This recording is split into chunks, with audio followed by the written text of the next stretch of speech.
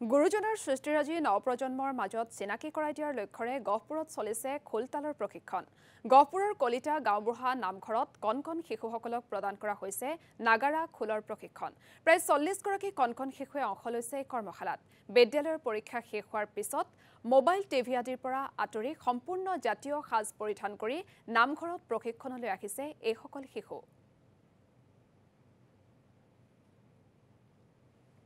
আমি 15 দিনীয়া কৰ্মশালা 15 দিনীয়া এতিয়ালৈকে আমাৰ ইয়াতে 40 জন ছাত্ৰ ছাত্ৰী অংশগ্ৰহণ কৰিছে। আজি কিছু লোক অহা নাই পৰীক্ষা হৈ থকাৰ কাৰণে 40 জনৰ ওপৰত আমাৰ ইয়াতে অংশগ্ৰহণ কৰিছে। 3:30 বজাৰ পৰা 4:30 বজালৈ। হয়, আমাক খুব উৎসাহিত কৰিছিলে। মই ভাবি আছিলোঁ, বহুত অভিভাৱকে আমাক কয় যে আমাৰ ল'ৰাটোক নেগেৰা শিকাব লাগিছিলে, ঘৰতে নেগেৰা ভাগ আনি থোৱা আছে, কিন্তু শিকোৱাৰ অভাৱত আমাক যোগাযোগ কৰিবলৈ কৈছিলে। আমি সেইমতে কেইজনমান বয়োজ্যেষ্ঠৰ লগত মই যোগাযোগ কৰি কথাটো আলোচনা কৰিলোঁ যে আমি এনেকৈ এভাগ কৰ্মশালা দিওঁ, যিহেতুকে নেগেৰা কৰ্মশালা খুব কমেই দেখিবলৈ পোৱা যায়। এতিয়া বিহুৰ সময় হ'লেও ঢোলৰ আহি আছে কৰ্মশালা, কিন্তু আমি কণ শিশুসকলক বিশেষকৈ এতিয়া পৰীক্ষা শেষ হৈছে।